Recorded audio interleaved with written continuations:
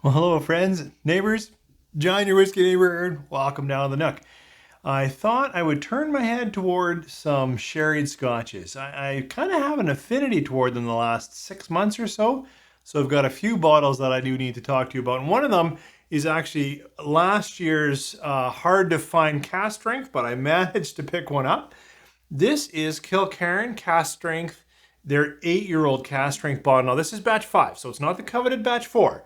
But, I've had both. I wish I had another sample of batch 4 to do a direct comparison. But we'll go from memory. But when you come back, we'll talk about Kilkerran out of Campbelltown.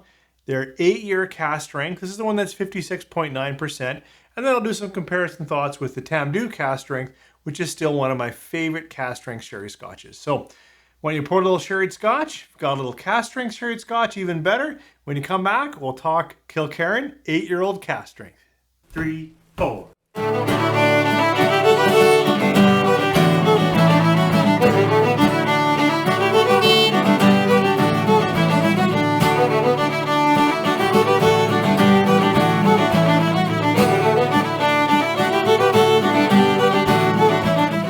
Well, thanks for coming back. Thanks for staying with me. As I said in the opener, I've got a number of sherry scotches, and it's time to share my thoughts with you guys on them.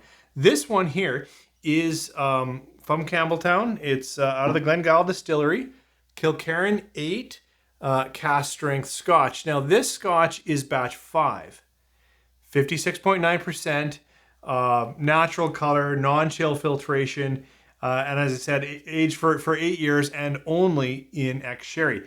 The previous year's batch 4 kind of blew up the whiskey community and made a lot of headlines, best scotches of the year kind of stuff. And then when this came out, it disappeared very, very fast. I feel very fortunate to be able to have a bottle, and I've enjoyed it. It's also been open now for quite some time, and I think it's changed a bit with time. So we'll just talk right now. What am I going to get on the nose? What am I getting on the palate? And hopefully you got a bit of scotch, and if you got a bit of Kilkerran, even better. What a rich, thick nose. So, there are some rich sugars, some nice dark fruiting, but there's also a little bit of, mustiness. Is it musty oak? Is it a little bit mossy? A little bit of earthiness to it. Sometimes I think old book leather, but that's too dusty, and I would be sneezing if I'm thinking that. So it's still got a really nice, sweet, thick fig, thick prune. But there's definitely a little bit of, and you'll hear it out of my mouth at just about every channel, Campbelltown funk in it. It's got a little bit of salt, a little bit of brine. And for me, as I'm trying to get that, is it a musty oak? Is it a bit of light peat? It's definitely got that earthy quality to it. Yeah, and there with some agitation, even a little bit more brine, a little bit of salt, a little bit of Christmas spices. That's the kind of nose that really you could spend a long time enjoying or trying to pick apart. It may not match everyone's I was going to say palate, it's their nose, but what you're looking for in a scotch. But for me, it's rich and it's inviting and it's a little bit different. Let's try it on the palate. Sláinte.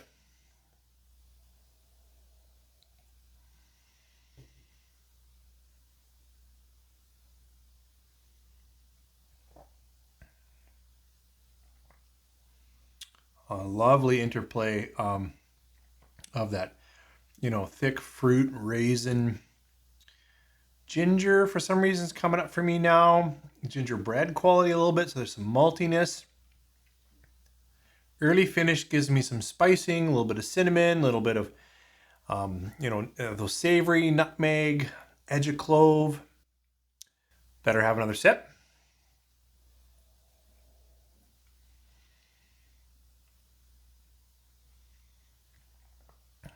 More savory spices now.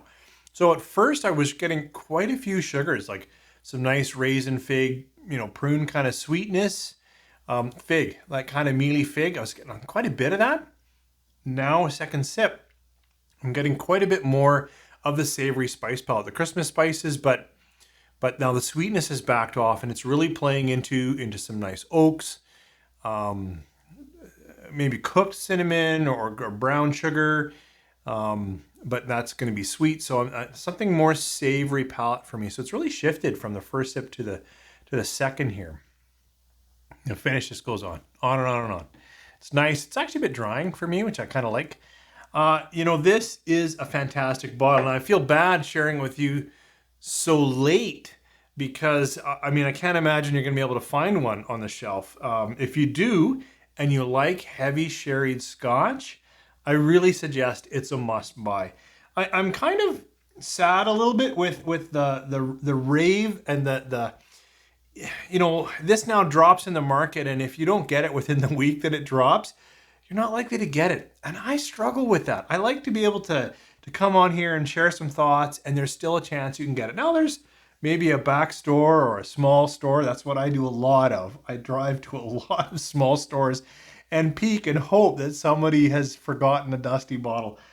This is a great Scotch. It's, 4.5 for me. It definitely has a little musty, funky, almost oily, light diesel fume going on with it, which I think is fairly characteristic of Campbelltown, but that may not be everyone's take. And you'll also, if you see other channels that had batch 4, almost universally, everyone says batch 4 was better than this.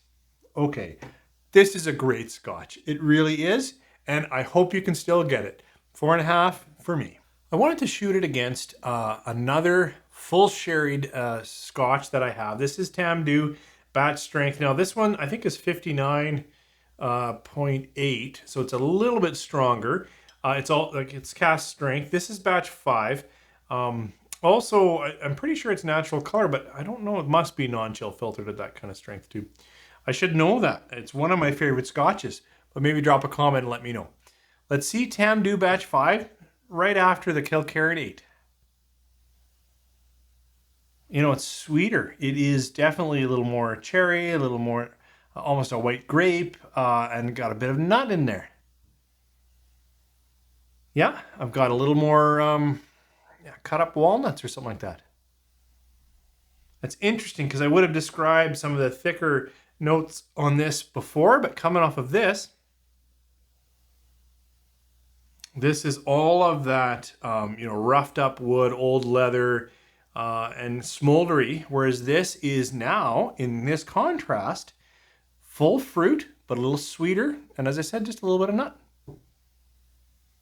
Yeah, definitely. All right, let's try it on the palate. Sanjay.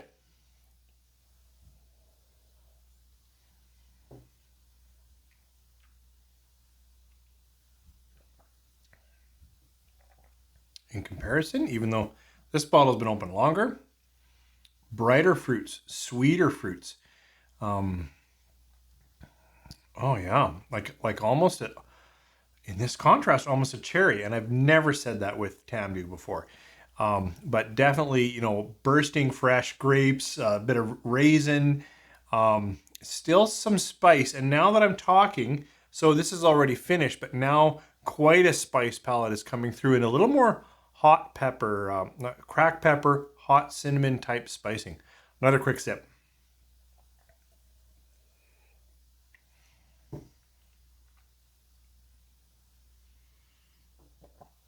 It was in the third sip that now I'm getting some of that thicker, drier oak. It's drying the palate now with that third sip. Quite a bit more spice. So, what an excellent comparison. This is also, for me, about a 4.5 star. They're really star value. They're just fantastic. Fantastic Scotches, and I would buy either again in a heartbeat. This is definitely more savory, a little more smoky, a little more musty, and the spice palette actually had a little less hot pepper in it. Whereas the Tamdhu here, for me, up front, sweeter, lighter, juicier, but with a few sips and letting the finish kind of get back into it, actually brought some hot spices, which almost makes me feel it's younger, which it really can't be. 8 years is pretty much about as young as you get for Scotch. Of course you can get younger, but that's usually where it plays, and that's where I would have thought this is somewhere between 8 and 10, and this clearly is 8. Anyways, that's my comparison thoughts, and what a great kickoff for me anyways, and I hope you could resonate with a couple of thoughts here. on a few bottles. I've got a few cask strength full sherried single malts, and then a few more non-cask strength that I don't think I can shoot all of them, but I'd like to give you some thoughts. Thanks for joining me down here in the Nook, and hope your weekend's going well. And the work week coming up is just great.